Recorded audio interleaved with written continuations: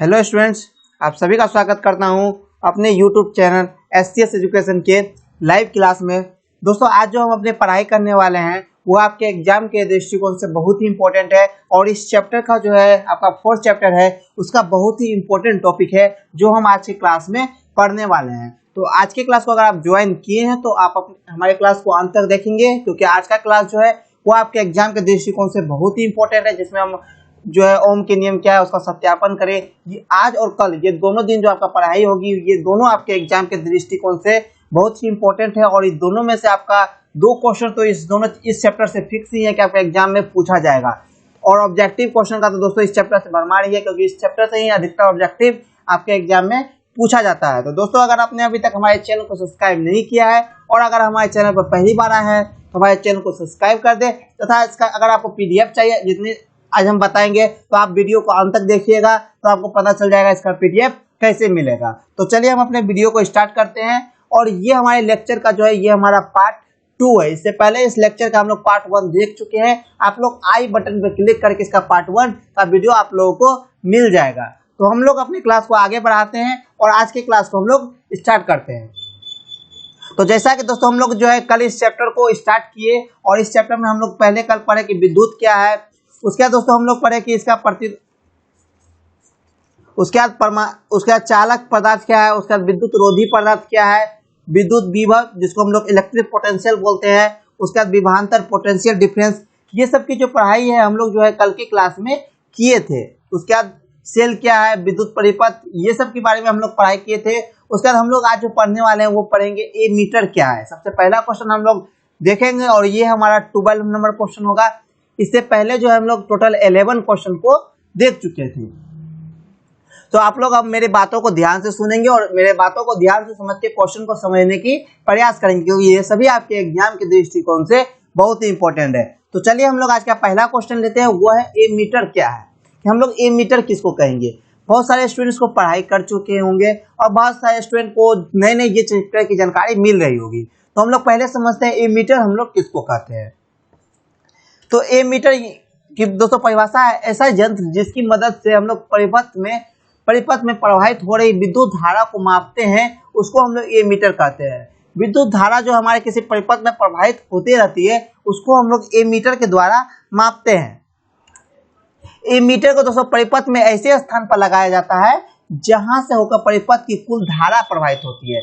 हम लोग एमीटर को ऐसी जगह पर लगाते हैं जहां से परिपथ से होकर कुल धारा मतलब टोटल धारा प्रवाहित होती है, जिससे जो है उससे कितनी धारा प्रवाहित हो रही है इसको हम लोग माप सके। तो एमीटर की परिभाषा हम लोग अगर आपसे एग्जाम में पूछा तो हम लोग लिखेंगे ऐसी यंत्र जिसकी मदद से परिपथ से हो रही विद्युत धारा मापी जाती है, उसको हम लोग एमीटर कहते हैं। एमीटर को परिपथ में ऐसे स्थान पर लगाया जाता है जहां से होकर परिपथ की कुल धारा प्रवाहित होती है।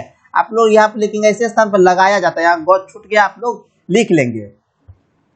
अब हम लोग समझते हैं वोल्ट मीटर क्या कहते हैं। उसके बाद हम लोग समझेंगे दोनों के बीच में डिफरेंस क्या है। तो एमीटर आप लोग समझ लिए, जिससे हम लोग धारा को मापते हैं उसको हम लोग एमीटर कहते हैं।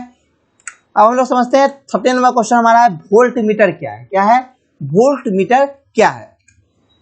तो वोल्ट मीटर की परिभाषा ऐसा यंत्र जिसकी मदद से परिपथ में किन्हीं 2 बिंदुओं के बीच का विभवांतर नापा जाता है। किसमें 2 बिंदुओं के बीच का विभवांतर नापा जाता है उसको हम लोग क्या कहते हैं वोल्ट मीटर। इसको परिपथ में समांतर क्रम में जोड़ा जाता है। वोल्ट मीटर को कैसे जोड़ा जाता है, वोल्ट मीटर को परिपथ में समांतर क्रम में जोड़ा जाता है, लेकिन एमीटर को जो है श्रेणी क्रम में जोड़ा जाता है। आप लोग याद रखेंगे जो मैं बता रहा हूं, एमीटर को परिपथ में श्रेणी क्रम में जोड़ा जाता है और वोल्ट मीटर को परिपथ में समांतर क्रम में जोड़ा जाता है। आप लोगों से ये क्वेश्चन पूछा जाता है और आप लोग अगर क्वेश्चन बैंक में देखेंगे तो वहां आप लोगों को लिखा रहेगा एमीटर को परिपथ में कैसे जोड़ा जाता है। पहला देगा श्रेणी क्रम, दूसरा देगा हमारा समांतर क्रम, या दोनों, या तीसरा देगा हमारा इनमें से कोई नहीं। तो हम लोग एमीटर को परिपथ में श्रेणी क्रम में जोड़ते हैं और वोल्ट मीटर को परिपथ में हम लोग समांतर क्रम में जोड़ते हैं।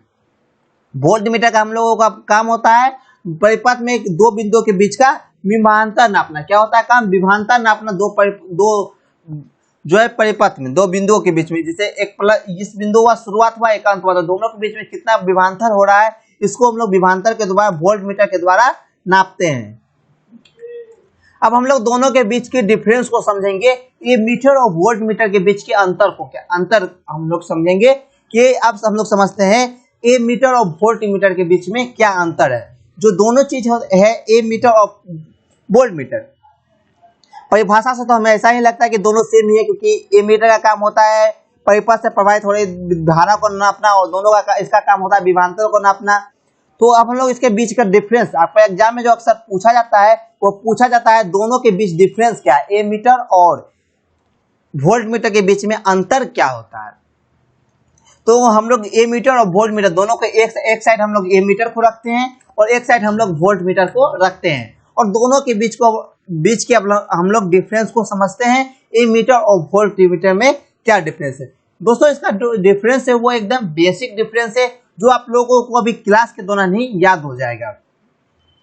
आप लोग अगर अभी क्लास कर रहे हैं तो उसी दौरान मैं आप लोगों को इसको डिफरेंस को भी आप लोगों को याद करा दूंगा, ए मीटर और वोल्ट मीटर में क्या अंतर है। तो ए मीटर को पहले हम लोग लेते हैं, ए मीटर का क्या है। तो इसमें इससे ए मीटर से जो दोस्तों है वो विद्युत धारा मापी जाती है, जैसा कि मैंने आप लोगों को परिभाषा के दौरान बताया कि हम लोग ए मीटर के द्वारा विद्युत धारा को मापते हैं। आप लोग समझ लिए, ए मीटर के द्वारा हम लोग विद्युत धारा को मापते हैं। उसके बाद वोल्ट मीटर के द्वारा हम लोग विभवांतर मापी जाती है। वोल्ट मीटर के द्वारा क्या मापी जाती है, विभवांतर। आप लोगों से ये क्वेश्चन एग्जाम में पूछता है, इसलिए आप लोग इसकी परिभाषा, इसके डिफरेंस को अच्छे से याद कर लेंगे। ए मीटर और वोल्ट मीटर में क्या अंतर है। तो ए मीटर के द्वारा हम लोग विद्युत धारा को मापते हैं, वोल्ट मीटर के द्वारा हम लोग विभवांतर को मापते हैं। सेकेंड है ए मीटर को श्रेणी क्रम में जोड़ा जाता है। मैं बार बार इस टॉपिक को आपको बता रहा हूं कि हम लोग परिपथ में ए मीटर को श्रेणी क्रम में जोड़ते हैं और वोल्ट मीटर को जो है हम लोग समांतर क्रम में जोड़ते हैं। वोल्ट मीटर को किस क्रम में जोड़ते हैं, वोल्ट मीटर को हम लोग समांतर क्रम में जोड़ते हैं और ए मीटर को हम लोग श्रेणी क्रम में जोड़ते हैं। उसके बाद ए मीटर का जो स्केल होता है वो एम्पियर होता है, एम्पियर में अंकित होता है, लेकिन वोल्ट मीटर जो है हमारा वोल्ट भी में अंकित होता है। ए मीटर किस में अंकित होता है, ए मीटर का जो स्केल होता है वो हमारा एम्पियर होता है। क्या होता है, ए मीटर का जो स्केल होता है वो एम्पियर होता है और उसका मान जो हम लोग एम्पियर में अंकित करते हैं, लेकिन वोल्ट मीटर का जो स्केल होता है वो वोल्ट होता है। क्या होता है, वोल्ट। इससे जो धारा मापी जाती है वो वोल्ट के रूप में होता है। मैं आप लोगों को डिफरेंस फिर से बताता हूँ। ए मीटर का डिफरेंस, ए मीटर से हम लोग विद्युत धारा मापते हैं, इसको हम लोग श्रेणी क्रम में जोड़ते हैं और इसका स्केल एम्पियर होता है। आप लोग इस तीन को रखेंगे तो आपको इस क्वेश्चन से जो है ये क्वेश्चन अधिकतर 2 नंबर में पूछता है कि ए मीटर और वोल्ट मीटर में क्या अंतर है। तो आप लोग लिख देंगे। तो ए मीटर से विद्युत धारा मापी जाती है, ए मीटर को श्रेणी क्रम में जोड़ा जाता है, ए मीटर का जो स्केल होता है वो एम्पियर होता है। हम लोग दूसरे साइड लिख देंगे वोल्ट मीटर। वोल्ट मीटर को हम लोग विभवांतर में नापते हैं, वोल्ट मीटर को हम लोग समांतर क्रम में जोड़ते हैं और इसका स्केल वोल्ट होता है। तो आप लोग इसकी परिभाषा को अच्छे से याद कर लेंगे कि ये क्वेश्चन आपके एग्जाम के दृष्टिकोण से बहुत ही इंपॉर्टेंट है। तो मैं आशा करता हूं कि आप सभी को इस टॉपिक को क्लास के दौरान ही याद हो गई होगी। तो आप लोग अगर जिसे कुछ टॉपिक याद थी वो सब कमेंट करें कि आप लोगों में से किसको किसको इस क्वेश्चन का आंसर जानते थे। अगर नहीं जानते थे तो भी अच्छी बात है, जानते थे तो भी अच्छी बात है, क्योंकि अभी आप लोग लर्निंग फेज में है तो आप लोग अभी सीखेंगे। तो पहले से तो पढ़ेंगे नहीं, अब हम लोग आपको बता रहे हैं तो आप लोग जानेंगे, सीखेंगे। तो आप लोग इस क्वेश्चन को याद कर लेंगे क्योंकि ये आपके एग्जाम के दृष्टिकोण से बहुत ही इंपॉर्टेंट है। तो अब हम लोग जो है अपने 50 नंबर क्वेश्चन की ओर बढ़ते हैं और 50 नंबर क्वेश्चन जो है आपके एग्जाम के दृष्टिकोण से बहुत ही इंपॉर्टेंट क्वेश्चन है और वो है ओम का नियम लिखे। क्या है वो क्वेश्चन हमारा है, ओम का नियम लिखे, जो आपका एग्जाम के दृष्टिकोण से बहुत ही इंपॉर्टेंट क्वेश्चन है। तो आप लोग इस क्वेश्चन को अच्छे से और अच्छे तरीके से समझेंगे। मैं आप लोगों को आज इस क्वेश्चन के 2 टॉपिक को लूंगा। पहला ओम का नियम लिखे और ओम का नियम को सत्यापन करें। ये दोनों टॉपिक हम लोग आज के क्लास में पढ़ेंगे। तो मैं आशा करता हूं कि आप लोग कंटिन्यू रखेंगे क्लास को और कंटिन्यू इस टॉपिक को समझेंगे। तो हम लोग समझते हैं अब ओम का नियम क्या है या ओम का नियम को लिखिए। ये क्वेश्चन 2 नंबर में आपके बोर्ड एग्जाम में पूछता है कि ओम का नियम क्या है या ओम के नियम को लिखिए। तो इसका परिभाषा आप लोग लिखेंगे कि नियत ताप पर किसी परिपथ से प्रवाहित विद्युत धारा उसके सिरों के बीच आरोपित विभवांतर के समानुपाती होता है। इसे ही ओम का नियम कहते हैं। यहाँ ओम छूट गया है, इसे हम लोग क्या कहते हैं, ओम का नियम कहते हैं। ओम का नियम कैसे कहते हैं आप लोग ध्यान से समझेंगे। नियत ताप पर किसी परिपथ से प्रवाहित विद्युत धारा उसके सिरों के बीच आरोपित विभवांतर के समानुपाती होता है, उसे ही हम लोग क्या कहते हैं, ओम का नियम कहते हैं।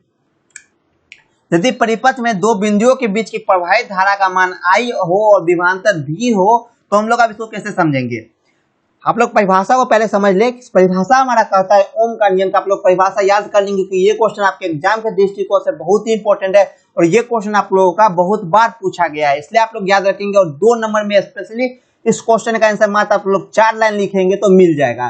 तो मैं जितना बता रहा हूँ आप लोग उतना याद रखेंगे और ये परिभाषा बिल्कुल ही सिंपल लैंग्वेज में है ताकि आप लोगों को कोई भी परेशानी ना हो परिभाषा याद करने में। और आप लोगों को ज्यादा से ज्यादा आंसर जो है सिंपल भाषा में बताया जा रहा है ताकि आप लोगों को किसी भी तरह की कोई भी प्रॉब्लम ना हो ये सब पढ़ने में। तो ओम का नियम, नियत ताप पर किसी परिपथ में प्रवाहित विद्युत धारा उसके सिरों के बीच आरोपित विभवांतर के समानुपाती होता है। इसको हम लोग क्या बोलते हैं, ओम का नियम कहते हैं। फिर से रिपीट कर देता हूं, नियत ताप पर एक कांस्टेंट जो टेम्परेचर होता है उस पर किसी परिपथ में प्रवाहित विद्युत धारा उसके सिरों के बीच जो आरोपित विभवांतर होता है उसके समानुपाती होता है। इसी को हम लोग क्या बोलते हैं, ओम का नियम कहते हैं।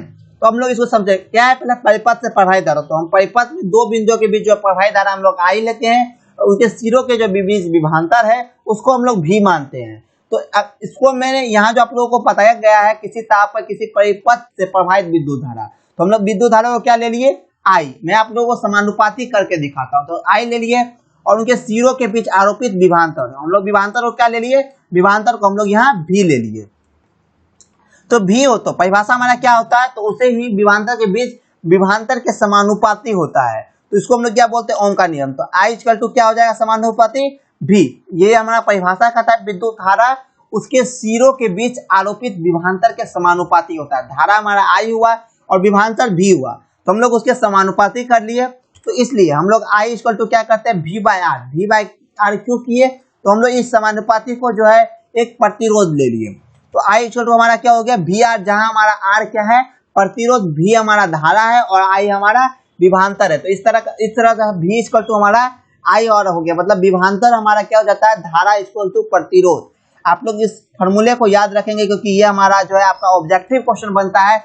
विभवांतर इक्वल टू क्या होता है, तो आप लोग याद रखेंगे विभवांतर इक्वल टू हो जाएगा हमारा धारा इंटू प्रतिरोध। आप लोग इस क्वेश्चन को ऑब्जेक्टिव देखे होंगे, यहाँ दे देगा विभवांतर इक्वल टू धारा मल्टीप्लाई डैश डैश डैश दे देगा। तो आप लोग इसको याद रखेंगे, V इक्वल टू धारा इंटू प्रतिरोध। आप लोग इस क्वेश्चन को याद रख लेंगे क्योंकि ये क्वेश्चन आप अगर क्वेश्चन बैंक देखेंगे तो आप लोगों को इस टाइप से ऑब्जेक्टिव पूछा गया है। ये V दे देगा और I इंटू आर दे देगा, धारा इंटू क्या देगा, या V हम लोगों का खाली छोड़ देगा, धारा दे देगा, धारा इंटू प्रतिरोध कर देगा। तो आप लोग इस प्रकार के फॉर्मूले को याद कर लेंगे और खासकर इस फॉर्मूले को V इक्वल टू हमारा क्या होता है, I बाय आर, मतलब विभवांतर इक्वल टू हमारा हो गया प्रतिरोध इंटू धारा।